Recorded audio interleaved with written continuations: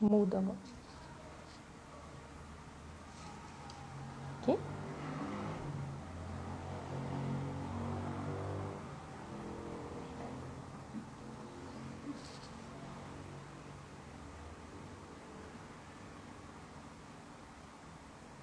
Olá, pessoal, boa noite.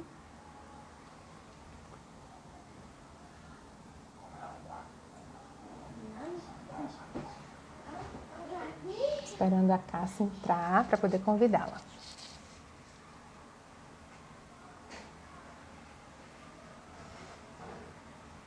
Enquanto esse pessoal vai chegando. Oi, quantos acenos. Boa noite, pessoal. Um monte de aluno aí, gente. Tô morrendo de saudade de vocês. Amanhã estarei com alguns.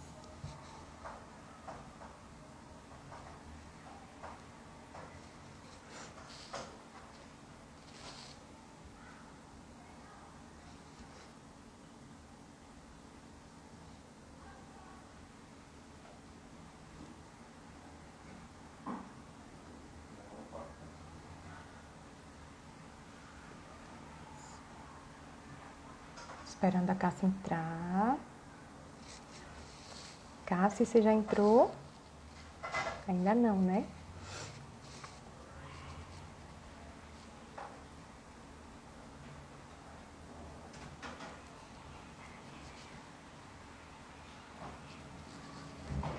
Saudade de vocês também, gente. Essa pandemia acabou com a gente, né? Quase um ano, mais de um ano sem se ver.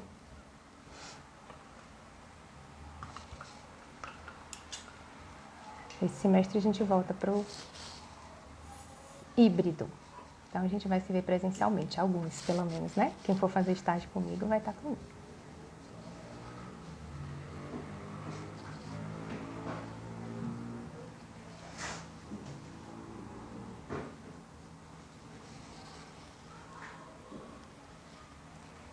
Gente, a Cássia não entrou ainda. Ela disse que estava a postos. Oi, Lio, bom te ver por aqui. Ai, chegou! Oi, Cássia, vou te chamar.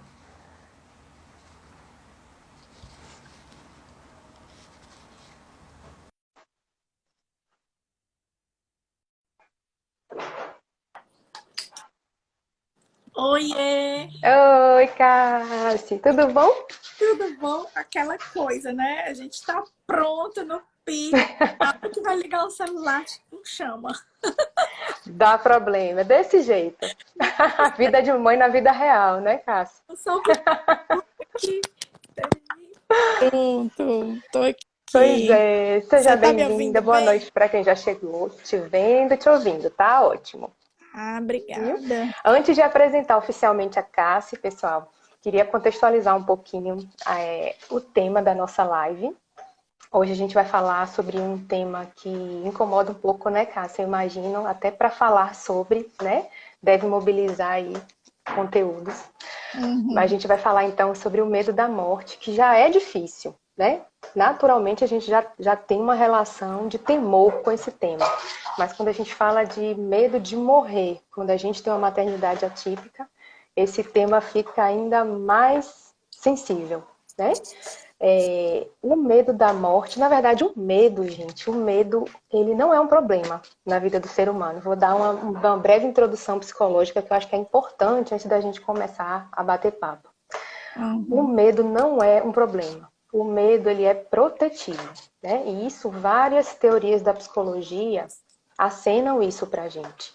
O medo nos protege. Então, quando a gente está saindo na rua e sente aquele frio na barriga, aquela palpitação, aquela vontade de sair correndo, isso significa que a gente está diante de uma situação, de um contexto específico que nos causa preocupação, apreensão. Então, o medo nos protege de situações que são mais desafiadoras e podem colocar a nossa segurança em risco. Né? E é assim desde quando o homem é homem. Né? O medo salvou o homem das cavernas, e aí a gente vem evoluindo e lidando com esse sentimento que não é uma patologia em si. Então, a Cássia tem medo, eu tenho medo, todo mundo que está aí com a gente tem medo, mas o sentir medo não é uma condição patológica, certo? Existem condições patológicas que envolvem o medo, sim, que são os transtornos de ansiedade, né? Mas aí isso já entra em um outro rol de condições clínicas. Então, sentir medo é absolutamente normal, certo?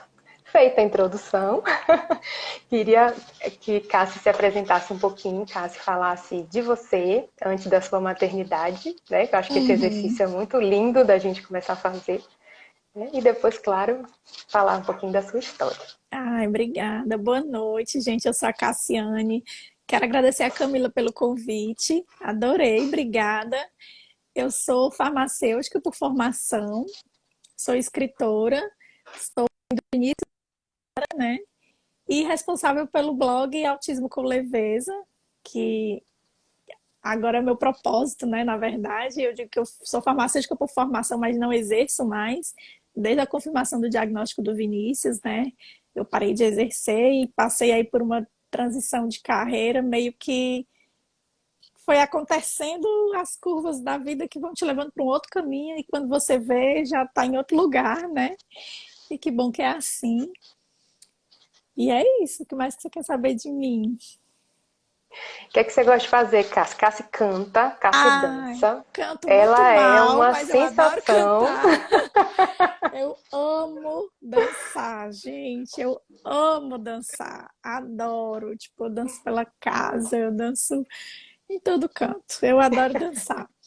Adoro. Meu sonho era ser Paquita quando era criança, mas não fui. Estou eu aqui, né? O sonho de todo mundo da nossa geração, vou te confessar. Toda uma geração que queria ser Paquita e entrar na nave com a Xuxa. Realizei meu sonho indo para um show dela depois de velha, vestida de Paquita, então já valeu. Joia. Eu amo Legal. dançar, gente. Eu adoro. Gosto de conversar, gosto de levar a vida com bom humor. É isso. Gosto de A gente ler, vê isso, né? A gente vê essa assistir leveza que você filme. conduz tudo na sua vida, né? Amo É diferente. carnaval, estou enlouquecida porque esse ano não tem carnaval, meu Deus. E aí eu fico vendo as lembranças do Instagram dessa época, era tudo carnaval.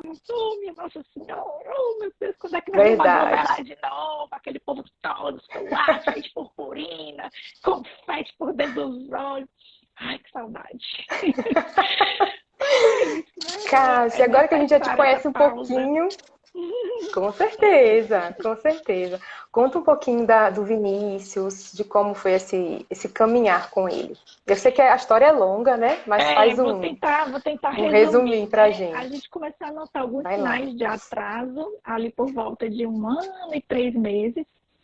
Colocamos na escola, achando que era falta de contato com outras crianças, né? Era o primeiro filho, não tinha primo por perto, nada. Colocamos na escola, achando que era por isso que ele não imitava, né? A gente sentia falta, ele não batia palmas, ele não dava tchau, ele não mandava beijo, ele brincava de uma forma, tinha um pouco de dificuldade de brincar, ele brincava só arrastando uma caixa pela casa, né? E aí botamos na escola e um dia eu fui buscar ele na escola e aí a professora me disse que era difícil arrancar um sorriso dele, né? E aquela frase para mim foi assim muito marcante, porque foi quando caiu a minha ficha, sabe? O meu esposo já vinha falando, vamos levar no neuro, não sei o quê. Achava esquisito coisas, né?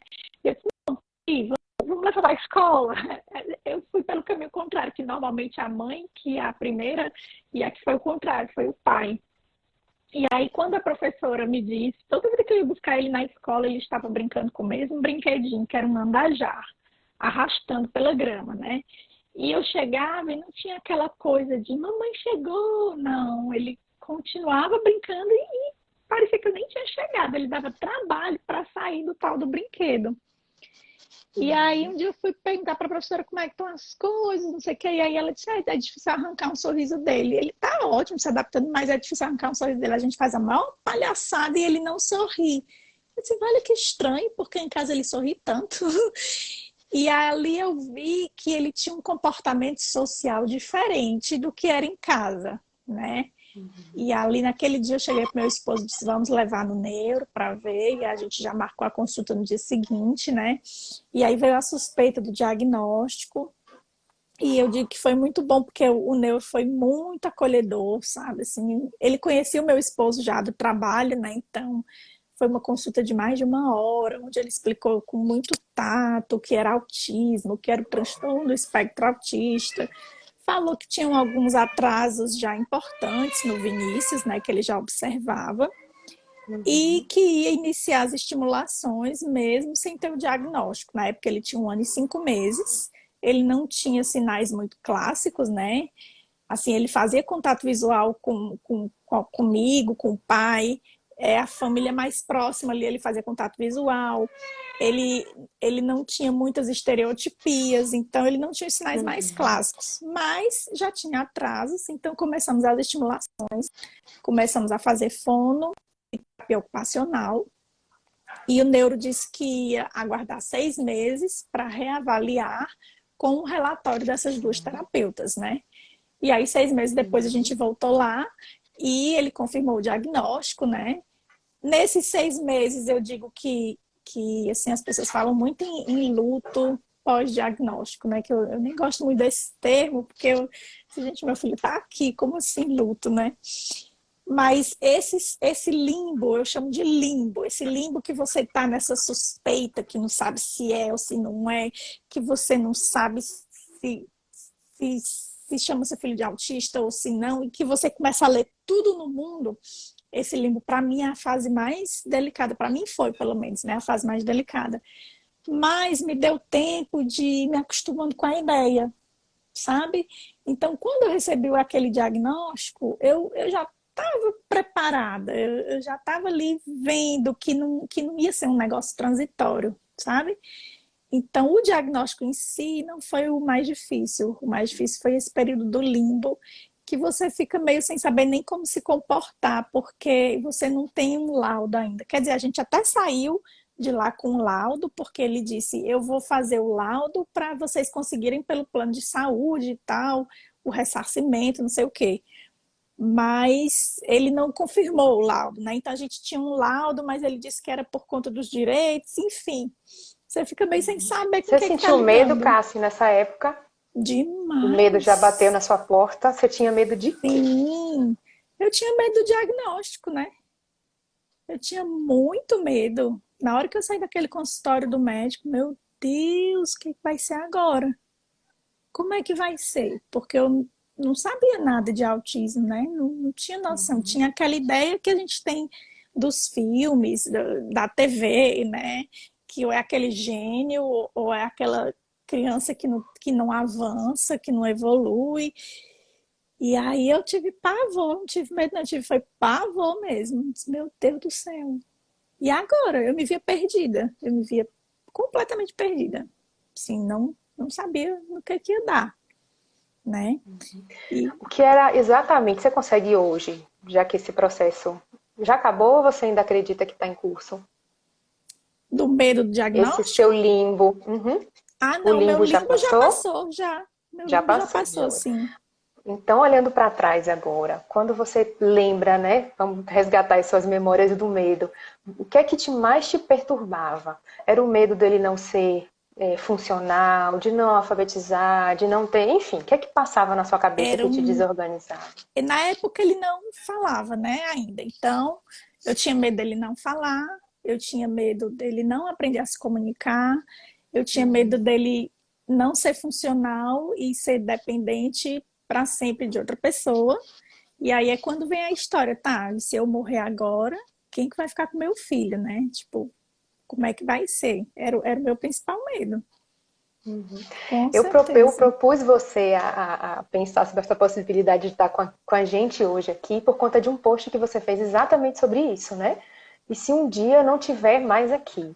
Eu acredito que essa frase passe na cabeça de toda mãe, né? Uhum. Mas na cabeça de uma mãe que vive uma maternidade atípica, a gente imagina, a literatura conta e os livros nos mostram que sim, é um medo diferente, porque tem alguns Uhum. elementos que são aditivados e que uma maternidade típica a gente não encontra, né? Queria te Uhum. ouvir se você concorda, se esse medo da morte para você chega diferente por conta do Vinícius. Você que você tem uma menininha também, né? Que tem um desenvolvimento típico. Isso. Então, queria te ouvir em relação a essa diferença, se existe diferença, se não existe, aonde você identifica essa diferença. Uhum. Existe. Existe porque a gente sabe que a sociedade não está preparada, né? Então, assim, eu acho que toda mãe tem o medo de será que o meu filho vai ser um dia independente, né? Tipo, acho que passa pela cabeça de toda mãe, né? Minha mãe perdeu minha irmã faleceu, ela tinha 34 anos e não era independente, né? Então, o medo que a minha mãe tinha era esse. Ela já tinha conversado comigo na época que ela era... Minha filha, no dia que eu morrer, vocês vão cuidar da carteira. Eu disse, mamãe, pelo amor de Deus. Óbvio, tipo, porque a minha irmã nunca arranjou um emprego muito fixo, sabe? Inclusive, hoje a gente desconfia que ela era autista, eu revendo algumas coisas.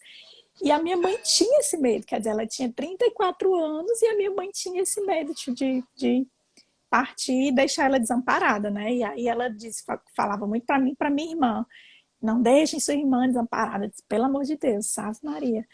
Então, assim, é um medo que toda mãe tem, mas uma mãe atípica vem com o adicional de que a gente tem 25% da população nacional que tem algum tipo de deficiência, né? Dados do último censo.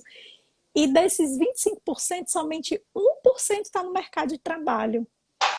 Então a gente tem aí um mundo enorme de gente que não consegue chegar no mercado de trabalho.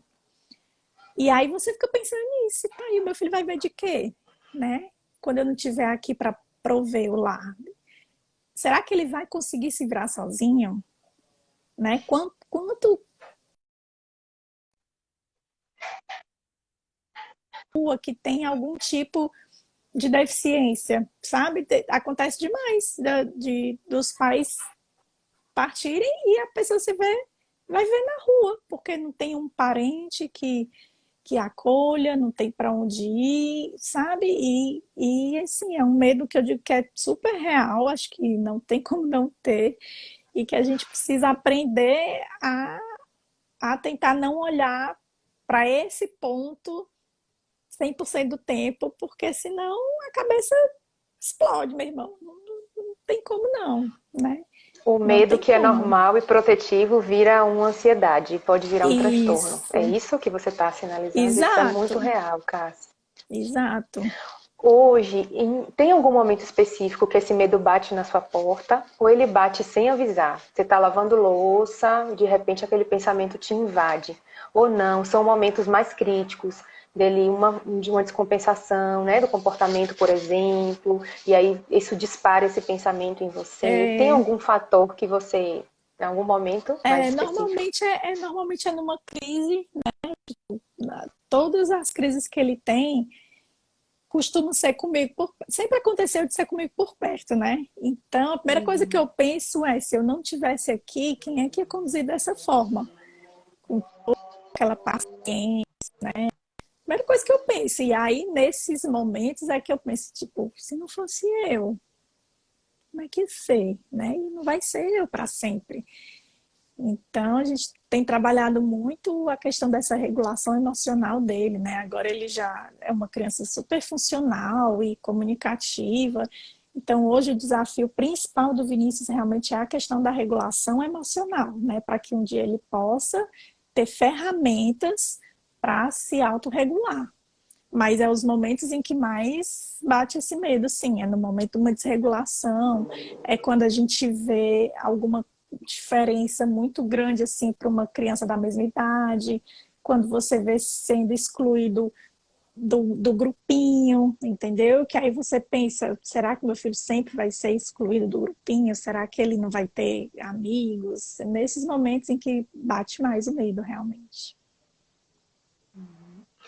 Você já desenvolveu alguma estratégia para lidar com isso, Cássia? Com essa preocupação, essa apreensão, com esse medo? Camila, eu vou dizer um negócio que Diga! eu vou dizer um negócio. Me Quando, conte. quando a gente estava na fase do limbo, assim, eu não sei nem a crença de quem está acompanhando a gente aqui, mas enfim, eu respeito muito todas as crenças. Quando a gente estava na fase do limbo, né, eu fui numa cartomante. Sim. E aí fui com aquela aflição de mãe, né, e tal, não sei o quê. E aí ela foi tirando as cartas e disse um monte de coisa. E uma das coisas que eu perguntei foi: não, o meu filho está sendo acompanhado com atraso de desenvolvimento, a gente está achando que ele é autista, não sei o que. Aí ela olhou assim: não, não vai ser nada não. Aí ela parou: peraí, pode até ser que tenha alguma coisa, mas isso não vai atrapalhar a vida dele, porque eu estou vendo lá na frente, eu estou vendo ele se formando. Eu me arrepio toda vida que eu conto essa história. E aí, toda vida que esse medo bate, eu me lembro da frase daquela cartomante. Eu tô vendo ele se formando. Assim, independente de. Eu sei que se formar não garante sucesso de ninguém, né? Tá, eu me formei e de repente tive que parar de trabalhar e não estou mais trabalhando. Eu sei que se formar não garante o sucesso de ninguém, principalmente nessa era de tecnologia que a gente vive. Mas é a frase a que eu me agarro para lembrar disso. Ele vai estudar, ele vai conseguir realizar um desejo dele na área que ele quer e ele vai se formar. Não sei, enfim, e é nisso que eu me apego.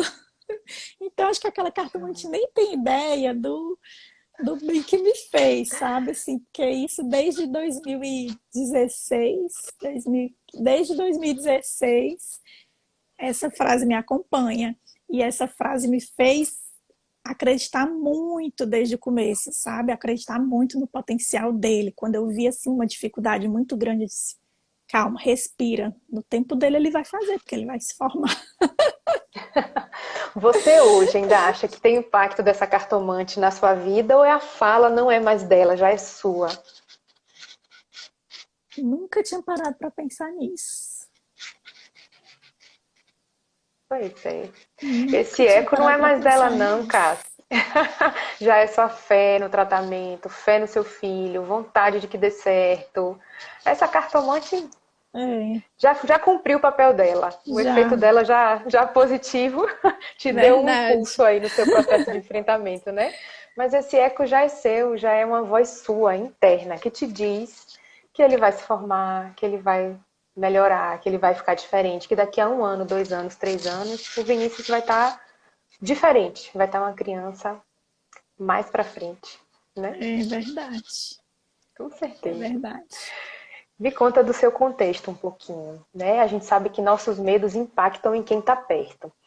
Todo o nosso comportamento tem impacto em quem está juntinho da gente, né? Na nossa rede, na nossa família. Mas quando a gente expressa um medo, quando a gente fala sobre uma coisa que amedronta, principalmente a morte, né? Isso tem um outro eco nas pessoas, né? Sai pra lá, você tá falando bobagem, que morrer que nada. E acaba Uhum. que a nossa fala do medo da nossa própria morte não é tão acolhida, não é tão legitimada. Você já compartilhou Uhum. alguma vez com alguém essa sua preocupação?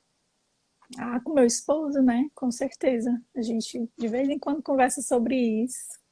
Ele é muito parceiro, sabe? Sim, mas sou muito abençoada porque minha família realmente é muito acolhedora, né? E, e a gente tenta, é um outro tabu, né? Esse assunto da morte. Engraçado isso, como a nossa cultura é de não falar da morte, né? E aí eu achei interessantíssimo que uma amiga minha, inclusive, lançou um livro infantil abordando esse assunto, A Grande Roda, o nome, da Thaís Vilarinho e da Rafaela Carvalho. E é um livro lindo, super delicado, sabe? Que fala sobre a morte assim de uma forma muito bonita. E é uma oportunidade incrível de conversar com as crianças sobre esse assunto. Muito bonito, recomendo demais. Quem estiver aqui acompanhando, que tiver filho, para conversar com crianças sobre morte, é muito bom. E eu ainda não percebo muito, assim, como é que os meninos entendem isso, né? Como é que o Vinícius entende isso. Ele sabe que eu tenho uma irmã que morreu, né? De vez em quando eu falo nela, e aí, e ele fala assim de forma muito natural. Ah, ela morreu. Tipo, sabe? E quando ele tá com raiva, ele olha pra mim e diz, eu quero que você morra. Eu disse, imagina isso com 15 anos. Como é que você recebe isso, Com Cássio? 15 anos, aí eu paro assim, eu disse, meu filho, eu sei que você não quer isso, mas tudo bem. E é isso, eu acho que é um assunto muito delicado de se tratar, mas é a única verdade que a gente tem na vida, né? É a única certeza. Então, não tem como fugir disso, assim, não tem como fugir, pode acontecer a qualquer momento, e o pato Vou vai te fazer uma ficar pergunta para quem difícil. fica. É isso. Vamos pensar em estratégias concretas, né? De enfrentamento de um problema, se isso se tornar uma realidade. Uma das estratégias que a gente ensina, né, às pessoas que entram em acompanhamento psicológico é a estratégia de enfrentamento. Uma das estratégias de enfrentamento do medo é pensar concretamente sobre ele e desenvolver planos caso aquele medo deixe de ser um medo e passe a ser uma realidade. Né? Então a gente se Uhum, programa, ajuda o sujeito a se programar do ponto de vista cognitivo, comportamental, afetivo, para se aquela situação de fato chegar.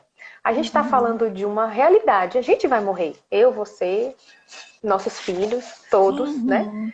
Mas a gente não sabe quando, onde, nem porquê. Se a gente for antes dos nossos filhos, a gente precisa pensar concretamente sobre essa questão de uma forma mais realista, né? E Uhum. desenvolver estratégias de enfrentamento. Uma delas é pensar concretamente com quem eles vão ficar se a gente não estiver mais aqui. Você já pensou sobre isso? Já, com E certeza. aí? Se o pai estiver vivo, é com o pai, né? Se morrermos os dois, seria com a minha mãe. Se a minha mãe tiver morrido, não pensei num plano B. De... É, porque primeiro sou eu morrer, né? E plano A fica com o pai.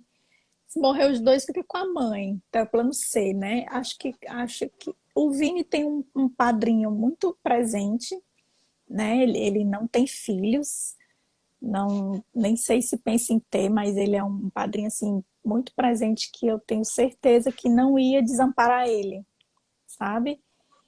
E a Zara também. Então, acho que ficaria a bola aí para os padrinhos. Joia. Se morrer eu, o Ter pai, essa a mãe. pessoa. É, tem vários Não, planos, viu, Cássio? não avisei eles ainda. Eu acho que eu preciso avisar eles, né?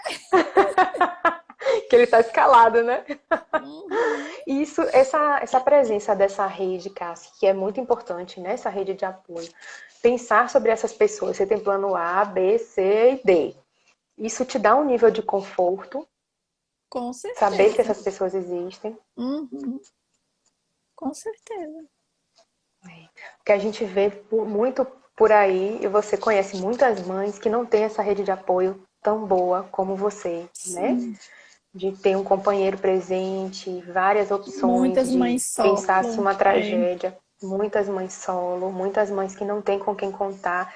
E eu já fiz essa pergunta algumas vezes e é angustiante ver que aquela mãe materna sozinha e que aquela mãe não tem plano A, nem B, nem C, nem D, né? Uhum. E isso é um potencial fonte de angústia, uma potencial fonte de medo e um Sim. medo que tem um risco grande de não ser mais um medo basal, ou seja, aquele medo que compõe a vida da gente enquanto ser humano, né? Mas sim Uhum. pular o muro e passar a ser um medo que descompensa a mãe, que descontrola, que desenvolve problemas físicos, né? Crises de ansiedade, contextos em associação, né? Um transtorno de ansiedade associado a um transtorno depressivo. Então, isso é Uhum. muito difícil. O meu esforço, eu acho que o seu também, né? Lutando de um outro lugar, de uma outra perspectiva, mas na mesma luta, é tentar ampliar essa rede de apoio dessa mulher, né? Ter quem a escute, ter quem a acolha, ter Uhum. quem ela tenha com quem contar de fato, né? Até para se preparar Sim. para um momento desse. E Porque hoje, assim, realmente.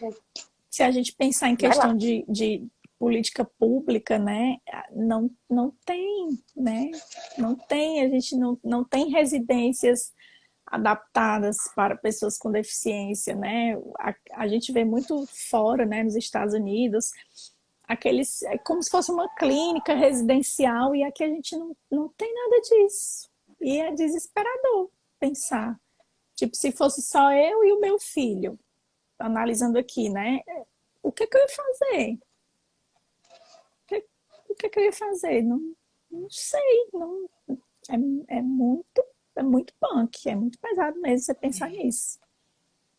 E isso com certeza teria um impacto na sua vivência de maternidade, na sua relação com Uhum, seu filho, na sua com relação com o meio certeza, social, com né? certeza. Isso é um fator Total. potencialmente adoecedor, né? Com certeza. A gente tem alguns ensaios aqui no Brasil, né? Mas de residências, de, de pessoas que têm diagnósticos neurológicos vários, que são dependentes, né? Não só um diagnóstico crônico, mas um diagnóstico adquirido ao longo da vida. Mas estamos ensaiando, engatinhando. E quem toca esses projetos, pelo menos todos que eu conheço, são famílias. São Uhum, famílias que pensam no amanhã, que têm um sim. medo, né, desse contexto chegar antes do tempo, antes de prepará-lo, antes dele Uhum, estar minimamente independente. E aí vão se mobilizando socialmente e vão buscando, vão criando e vão abrindo porta não, vão arrombando porta, botando pé na porta uhum. para sensibilizar de fato os políticos, a sociedade para a importância disso, né? Eu realmente não vejo, concordo contigo, não vejo esse despertar do, dos políticos e de Uhum, quem tem cargo de gestão, exatamente porque eles confiam na família o cuidado. Eles sim. delegam, né? É a família que tem que cuidar. É a Uhum, família, se não vai ter a mãe, vai ter o pai, vai ter o tio, vai ter o irmão. Não é um problema meu. É um problema deles, né? Problemas, aspas, bem grandes. Então, uhum. realmente eu sinto essa solidão que você está falando, né? Em relação a ao medo de quem está sozinho. Porque isso é realidade. Não tem, Real, de fato, é, com quem contar, né? com certeza. Vou te fazer outra pergunta difícil, pode? Ai, manda! Adoro! Você foi convidada pela sua mãe a cuidar da sua irmã no dia que ela não estivesse aqui. Como é que hoje você avalia esse convite? Você se sentiu muito responsabilizada com esse cuidado? Foi uma questão muito natural para você, porque você já participava dos cuidados com a sua irmã? Foi Enfim, depois natural. queria que você fizesse. Foi natural? Foi muito natural, porque nós somos três lá em casa, né? Éramos três. E a mais velha trabalhava, ela era a do meio, a mais velha trabalhava, eu era a mais nova. E ela não, era assim, não é que ela não tinha independência, não. Ela sabia se virar muito bem com muito pouco, sabe? Uhum. A minha irmã, é engraçada, ela contava assim, ela sabia aproveitar a vida muito bem, de curtir mesmo, sabe? Então, assim, ela não se via, disse, para que eu vou morrer de trabalhar para ganhar muito dinheiro se eu consigo me virar com pouco, entendeu? Então, assim, ela ia para uma festa no fim de semana, ela ia sem um centavo no bolso e ela voltava embriagada com R$ 10 na carteira, sabe? Então, assim, ela disse, quem tem amigo tem tudo. Então, ela entrava nas festas de graça, porque chegando cedo e ela pegava carona com não sei quem, ela se virava muito bem. Então, assim, ela não precisava de dinheiro para se virar, não precisava de muito dinheiro para se virar, não. Ela se resolvia muito bem com pouco. Não fazia questão de luxo, de nada, era uma pessoa muito simples e se resolvia muito bem com muito pouco. Então, eu nunca vi isso como um problema, não, sabe? Assim, não, enfim, né, foi de forma muito natural. E nunca vi. Ela ia morar na casa dela e quando ficasse velhinha e precisasse morar, podia vir morar comigo, enfim. Mas não Uhum. encarei isso como um peso, não. Assim, ai meu Deus, e agora? Foi. Eu te fiz essa E eu pergunta. acho que ela, se ela soubesse disso, se ela disse que minha mãe falou, parece que eu tô vendo ela respondendo. Ela disse, Ave Maria, mãe, a senhora também? Acho que eu nunca vou ter nada. Parece que eu tô ouvindo a voz dela falando. porque ela era assim, ela era desenrolava fácil, se virava muito bem. Joia. Te perguntei isso, Cassi, porque você não colocou sua filha em nenhuma letra. Você não deu nenhuma letra para ela, né?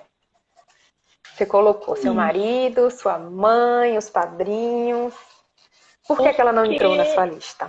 Porque, primeiro que eu pensei agora, né? Ela é jovem, não tem como, ela é mais nova que ele, né? Inclusive. Então, tipo, agora os dois vão estar desamparados. E eu não preciso ser uma ela, sabe? Quando eu engravidei, a gente falava, é bom que vai ter assim, como quem dissesse, vai ter alguém para cuidar do Vini.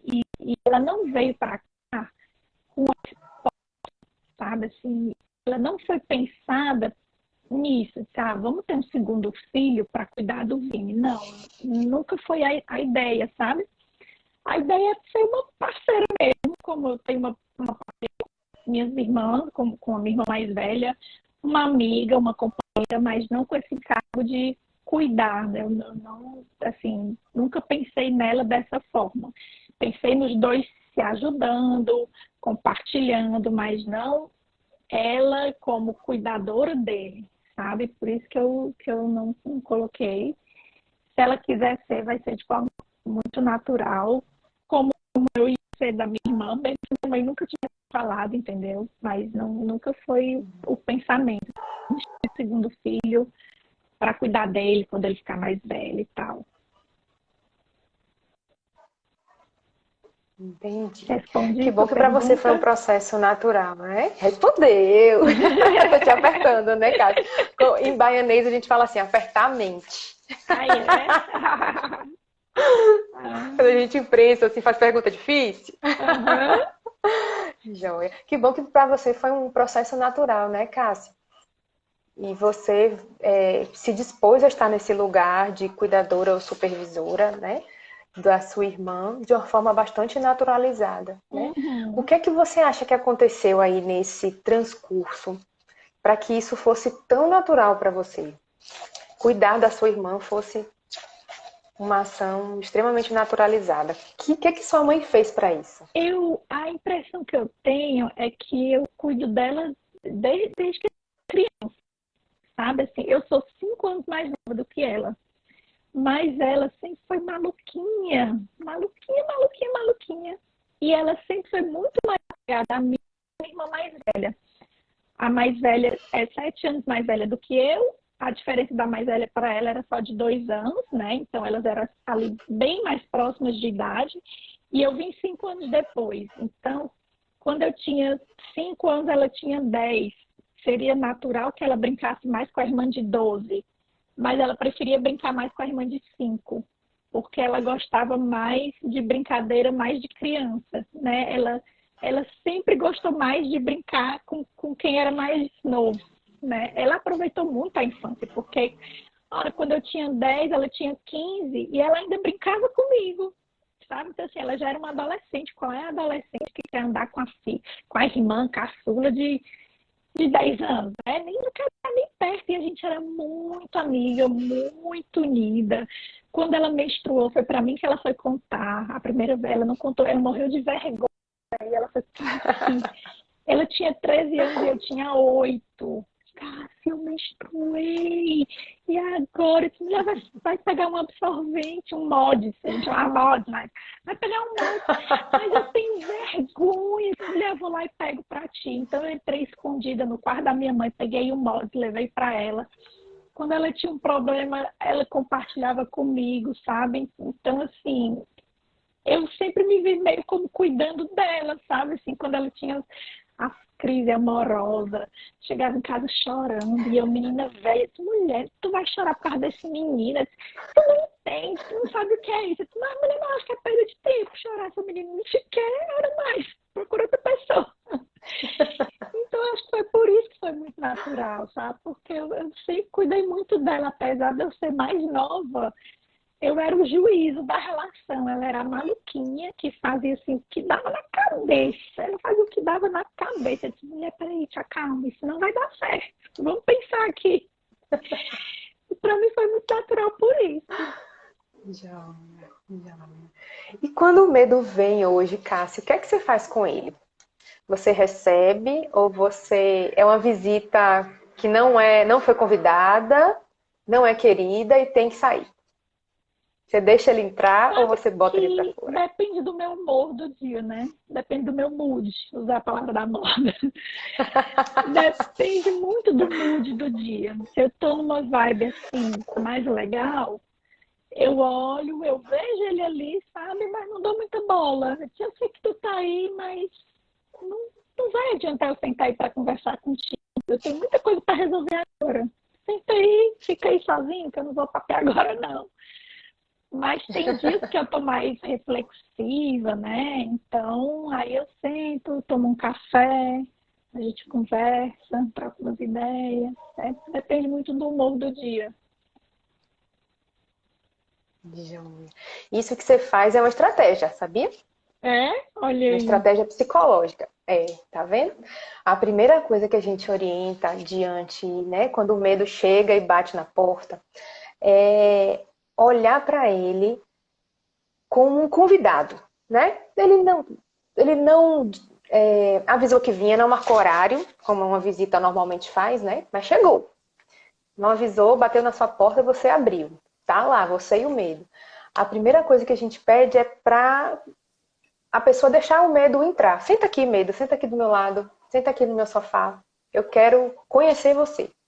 Então, entender o que foi que desencadeou, por que seu humor naquele dia está mais rebaixado e você está mais chateado, e aquele dia você está mais baixo astral, e o medo entrou com um nível de entrância, um nível de agressividade maior. Né? Então, é Uhum, entender o que é que ele está fazendo ali. O medo tem uma função, né? Voltando lá para o começo da live. O medo tem uma função protetiva. Então, ele está te sinalizando alguma coisa. Então, deixa ele entrar, não briga com ele, não. Né? Então, essa é uhum, a estratégia psicológica. A segunda é ver o medo por uma perspectiva de observador. Né? Então, se a gente chama ele para entrar e pede para ele sentar, senta aqui, medo, eu vou te conhecer. Né? E você se abre para ele como um processo natural e não o rejeita, e você passa a olhá-lo sob uma perspectiva de observador, ou seja, se distancia dele, né? Ele está ali no sofá, se afasta um pouquinho, vai lá para sua mesa, vai para a entrada da casa e olha para ele de longe. Você vai ter uma perspectiva diferente. Se você está muito perto dele, é muito tomada por ele, logo que ele chega, você não consegue se afastar, né? Então, uhum, normalmente, quem está brigando com o medo tem mais dificuldade de se afastar dele. Porque está o tempo todo com aquele pensamento que para a gente é negativo, botando isso para fora. Não, eu não quero pensar sobre isso. Eu não quero, vou lutar contra isso. O que a gente orienta é exatamente ao contrário. É chamar o uhum, medo para entrar e ter uma outra visão a partir dele, né? Você está com medo, você não é o medo, né? uhum. Você não o Olha tem, que né? Ele não interessante. está em você o tempo inteiro. Então, a gente tenta desenvolver estratégias de domínio desse pensamento, que, a grosso modo, a princípio, para quem está de fora, sempre é ruim. Ah, menina, para de pensar nisso, que bobagem. A gente fala isso para os outros o tempo todo, né? Uhum, Tira isso da cabeça. O que a gente faz é o exercício inverso. Tá bom, você não vai ficar chamando ele para entrar, mas ele entrou, bateu na sua porta e entrou. Então, chama ele para tomar um café. Tenta entender o que é que ele está te pedindo. Né? O que é que ele te desencadeia? Que nível de segurança você tem em relação às coisas? Vamos entender, vamos chamar o medo para conversar. E isso no uhum. processo psicoterapêutico a gente faz muito, né? A gente, inclusive, personifica o medo, puxa uma cadeira, pronto, seu medo entrou, tá aqui na nossa sessão, Que sentado ao seu lado. demais! O que é que ele te diz? O que é que ele veio aqui? Ele veio aqui por um propósito. O que é que ele está fazendo aqui? O que é que ele está te pedindo? Né? Então, trazer o medo para perto é uma boa estratégia. Né? Outra coisa que eu acho que você faz muito com a música é silenciar um pouco a mente. Né? O medo tende a perturbar a gente se for aquele medo Uhum, que nunca vai embora. Ele entra, bate na porta e fica. Né? E aí ele fica te futucando a cabeça e te dando ideias e te tomando uma boa parte do dia. Então são estratégias de silenciar ele, não botar ele para fora, não brigar, mas silenciar. Então quando você uhum, dança, você silencia o medo. Quando você faz uma coisa agradável no seu dia com seus filhos, você silencia o medo. Quando você medita, né? Faz uma estratégia lá de mindfulness, que é ótimo. Você silencia o Uhum. medo. Então, tem várias estratégias de não pegar ele, amarrar e botar para fora, mas de silenciar. E aí, quando a gente silencia o medo, a gente começa a ter domínio sobre o nosso pensamento, né? Sobre a hora que ele, né? Quanto tempo que ele vai ficar em nós. Então a gente começa a ter controle sobre uma coisa que antes era extremamente ansiogênica, né? Tem gente que tem Uhum. medo de sentir medo, né? Sim. Então, quando a gente desenvolve essas estratégias de lidar com isso, a gente está produzindo saúde mental, a gente está promovendo saúde mental, né? Falar sobre o medo, o que a gente está fazendo aqui também é uma estratégia super legal de enfrentamento de medo. Tô Na medida que amando. você me conta. Oi? Tô amando. Legal, né? Tô aprendendo Então, quando eu demais. digo, tá vendo? O bom disso aqui é que a gente troca e a gente aprende. Aprende É. muito com você também. Então, quando a gente compartilha, quando a gente fala sobre o que a gente sente, a gente coloca o pensamento em forma de frase e a gente organiza o nosso próprio pensamento, a nossa própria emoção.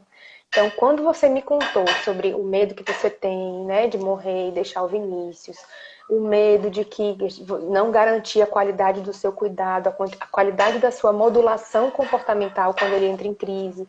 Quando você fala sobre isso, você organiza seu pensamento, você organiza a sua emoção. E isso é uma estratégia linda de limpar o pensamento, de limpar as emoções, né? Isso te Uhum. ajuda, sem sombra de dúvidas. Quando você compartilha com o especialista, no meu caso, a gente desenvolve essas estratégias dentro de consultório. Quando a gente compartilha com você, com outra mãe, com uma rede de apoio que cuida e que acompanha, também é positivo, né? Porque você não se sente sozinha, você olha a estratégia da mãe que está do seu lado e que foi legal, e você tenta uma estratégia diferente da próxima vez. Então, Uhum. tanto o processo psicoterapêutico é interessante, como estar em grupo com outras mães que passam por aquela dificuldade também é extremamente importante, né? Então, Uhum. compartilhar o medo é uma outra ferramenta de controle aí desse momento que pode ser mais ansiogênico, né? E se o medo já não for mais normal, né, tiver te desencadeando crises de ansiedade, tiver te desencadeando insônia, for aquele medo que entrou e você não sabe lidar com ele em casa, ou ele não consegue, você não consegue ter controle sobre ele, ele te domina e te tem, né? Ele te Uhum. possui, aí já é um sinalizador de problema, né? Aí a gente já tem alguns sinais de transtorno de ansiedade, cujo o gatilho é um medo exacerbado e fora do comum e descontrolado, né? Tem Uhum. mais, mas acho que para hoje tá bom. Uau!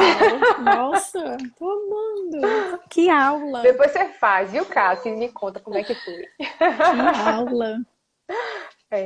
Você também me ensinou bastante. É muito interessante a gente poder ter as duas perspectivas, né, Cássio? De profissional de saúde e de mãe que passa Uhum. por isso, né? Sim. Ô, Silvânia, obrigada. Também tô adorando. A gente tem algumas perguntas, Cássio. Você me ajuda a responder? Não mais para Bora? você do que eu. Vamos Me lá. perguntaram de onde foi que. Deixa eu abrir a caixinha aqui. A primeira que eu me lembre foi em relação à sua ideia de montar, né, a sua página. Por que que isso apareceu? Se você, né, tirou esse coelho da cartola de onde? Como é que esse processo aconteceu? Conta aí pra gente. Menina, na verdade, assim, a página nasceu como mãe farmacêutica, né? Que eu era farmacêutica, eu queria continuar vinculada à minha profissão. Então, eu dava dicas de saúde para outras mães. Eu pegava as dúvidas que eu mais recebia no balcão da farmácia e trazia para o Instagram. E aí, a primeira vez que eu compartilhei sobre o autismo do Vinícius foi falando da vaga preferencial, né? Quando a gente tirou o cartãozinho, porque eu não sabia que a vaga preferencial era para todos os tipos de deficiência. Eu achava que era só para Uhum, deficiência física. E aí, quando eu soube, foi sim. quando ele foi diagnosticado com autista.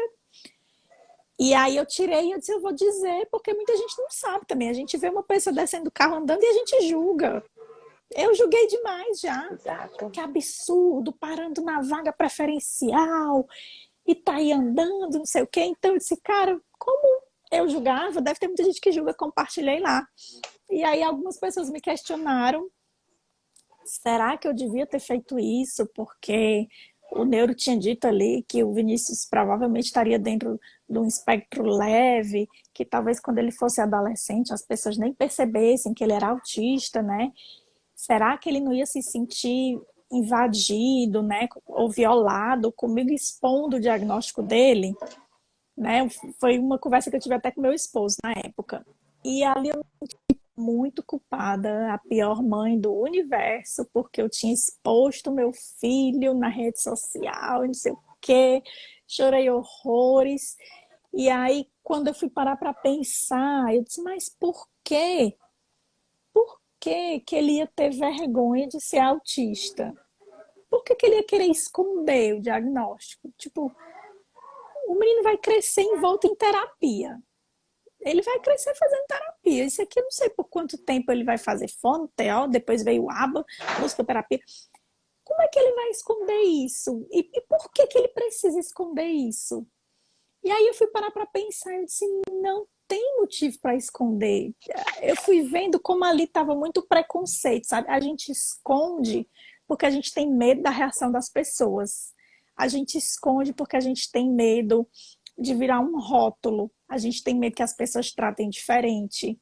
A gente tem medo que a família super proteja mais, no caso os avós, os tios, né? Tem medo de que vá proteger demais, porque o bichinho é autista. A gente tem medo de olharem torto, de ser aquele ali. A gente esconde por medo, medo do preconceito. E eu disse, não, tá tudo errado. Tá tudo errado, não vai ser escondendo que a gente vai resolver isso. Pelo contrário, vai ser falando sobre isso. E ali eu comecei a falar mais sobre autismo. Depois quer saber de uma coisa? Agora que eu vou falar mesmo de autismo. Porque eu vou sambar na cara desse povo. Todo mundo que me conhece vai saber que o meu filho é autista. Então ele não vai precisar esconder de ninguém. Ele não vai precisar esconder de ninguém. Se um dia ele quiser se mudar para o outro lado do mundo e esconder lá do outro lado do mundo, ele esconde. Mas entre as pessoas que eu conheço, ele não vai precisar esconder isso de ninguém, porque vai ser tão natural que ele não vai precisar esconder. E aí eu comecei a falar de autismo, e aí começou a aparecer muitas mães aflitas em época de diagnóstico. Desculpa, engasguei. Eu nem trouxe água. Querendo saber como foi o diagnóstico, o que ele fazia de terapia, como é que ele estava avançando. E aí foi começando essa troca muito rica, né? De você que precisou de colo há pouco tempo, agora você poder ser colo, né? Então foi muito gratificante para mim, foi muito engrandecedor. E aí no ano passado, em maio, uma farmacêutica saiu de cena e virou autismo com leveza. Eu digo que uma farmacêutica não existia mais já há muito tempo, porque já vinha muito tempo que eu não falava mais nada de saúde, que só dava autismo aqui. Mas eu tinha um apego ao nome, sabe? Porque assim era como se fosse um resquício da farmacêutica que existia em mim. Então eu tinha esse apego de virar a página. E aí, quando eu tomei essa decisão, foi sofrida, assim, bateu aquela saudadezinha, sabe? Aquele adeus, assim. Mas depois eu vi como foi libertador para mim, na verdade, sabe? De eu assumir isso, não, agora é a minha causa, é o meu propósito. É isso que eu faço aqui. Eu falo com mães atípicas. Eu quero falar com mães atípicas. Eu quero acolher essas mães. Eu quero trazer leveza para quem recebe o diagnóstico. É isso que eu quero. Eu não sou aqui uma mãe farmacêutica, não. Eu sou aqui uma mãe de um autista que quer dizer para as outras mães de autistas de que eu sei o que elas estão passando e que toda tempestade tem um fim e que a gente volta a sorrir e ver a alegria na vida, sabe? Então foi um alívio muito grande conseguir virar essa página e eu vi como me engrandeceu também profissionalmente, né? Porque hoje eu encaro isso como profissional mesmo. Hoje eu tenho um curso para essas famílias, eu tenho uma mentoria para mães que querem voltar a trabalhar de alguma forma, né? Então, assim, e eu desabrochei esse lado profissional depois que eu entendi que não existia mais a farmacêutica, não cabia mais na minha vida a farmacêutica. Eu aposentei ela, tá ali, senta bem ali, e deixei o autismo tomar de conta. Joia, joia.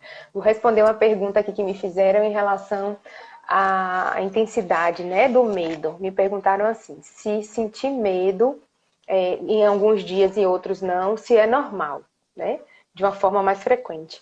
Tem 3 elementos que fazem a gente pensar quando uma questão que é normal do humano passa a ser um problema, uma condição diagnóstica.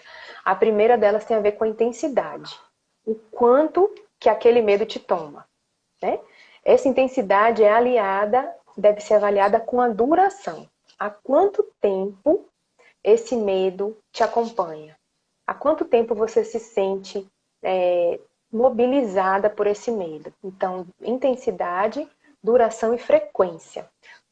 Qual é a frequência que ele bate na sua porta? Né? Pouco frequente, médio frequente, sempre ele está ali, presente na sua vida, presente na sua cabeça, no seu pensamento, mobilizando emoção. Né? Então a gente sempre avalia frequência, intensidade e duração. Se você que está me ouvindo, que fez a pergunta, está em dúvida ou está muito preocupada com isso, porque acredita que isso está tomando uma dimensão desproporcional e você está perdendo o controle sobre o seu próprio pensamento, procure ajuda. Sempre. Certo? Uhum. Então, esse tempo está acabando, Cassi. Ai, não Queria, acredito! antes de agradecer, queria falar um pouquinho de um curso que eu estou promovendo. Queria te dar espaço também para você fazer o mesmo, né? São propostas diferentes de uma profissional e de uma mãe. As duas coisas ajudam imensamente quem está passando por isso, né? O meu curso é um workshop para pais e famílias atípicas, né? Então, é um grupo que eu chamei de Reconhecer. A proposta de Ai, que reconhecer as suas lindo! relações. É lindo, eu também acho. Que lindo, Reconhecer adorei! as relações. A mãe com a mãe com o marido, a esposa com o filho. Então, é uma revisitação dessas relações a partir de uma perspectiva e de um apoio psicológico, né? Uhum. São 8 encontros, né? Às quartas à noite e vai começar em março. Temos poucas vagas, porque eu realmente já abri com poucas vagas, hoje a gente tem bem menos vaga em aberto, porque eu gostaria muito de ter a possibilidade de acompanhar individualmente, todos, mesmo sendo em grupo, né? Uhum. Então, para ter um olhar 1 a 1, eu abri realmente poucas vagas e restam pouquíssimas vagas. Que Conta um bacana! pouquinho dessa proposta, Cássia, para quem está O nos meu ouvindo conhecer. curso, a Mari tá aqui. Oi, amiga. A Fran também. Eu nem tava lendo os comentários, gente. Não consegui, que a luz Tem está um na minha monte. cara e aí eu não consigo enxergar direito. Michelle está aqui Mas, também. Um monte de gente querida por aí. ai, que delícia. O meu curso é para famílias que estão investigando ou em fase inicial de diagnóstico, né? O meu filho é autista e agora mudando a percepção do diagnóstico. E a ideia é justamente essa, é mudar a percepção que a gente tem do autismo, porque eu acredito que muito do peso que vem com o diagnóstico é por conta de como a gente encara como sociedade esse diagnóstico, né? Sim. Como a Uhum. sociedade encara o diagnóstico de autismo como uma sentença de fracasso, ou não só de autismo, mas de qualquer deficiência, né? Como a nossa sociedade é capacitista e vê a Sim. deficiência como um problema, como o Uhum. fim da linha, né?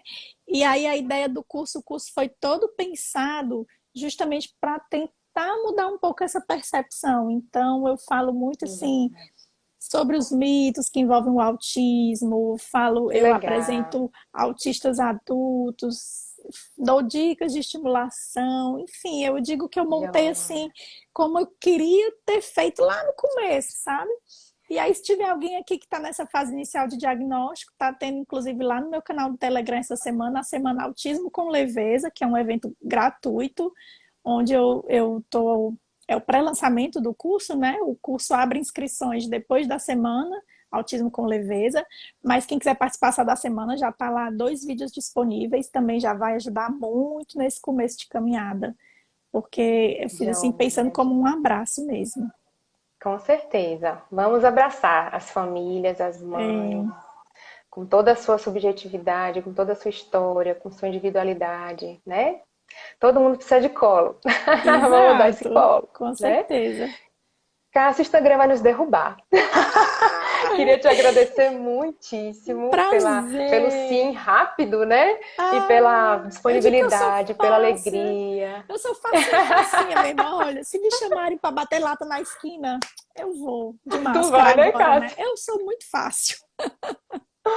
Enfim, Sou queria te muito fácil. agradecer essa Foi um perspectiva prazer. leve que você dá, né, à sua maternidade, à sua vida de uma forma geral, né? É muito linda, viu? Então, Obrigada. muito, muito, muito obrigada. Quem Muito nos assistiu obrigada. aí também, viu? Vou só fazer uma foto. Sorri aí, Cássio. E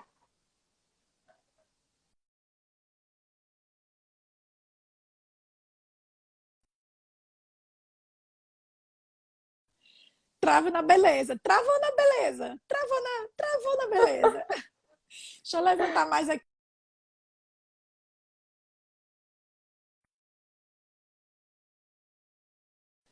Nem sei. Pausaram, eu acho que é o Deu Instagram certo? já querendo derrubar. Espero que sim. Queria Tenta aí. agradecer o Faz aí, convite, vai. Camila. Deixa eu tentar aqui, peraí. Tenta. Sorrindo, eu te mando. Um, dois, três Ei, e. pronto. Pronto, foi, bateu. Queria agradecer. Obrigada, Camila, pelo Obrigada. convite. Foi um prazer, viu? Imagina, Sucesso aí no seu todo workshop. meu. Tenho certeza que vai transformar muitas famílias. Amém. Você também. Beijão. Beijo para todo mundo. Obrigada, gente, pela participação. Tchau, tchau. Tchau, tchau.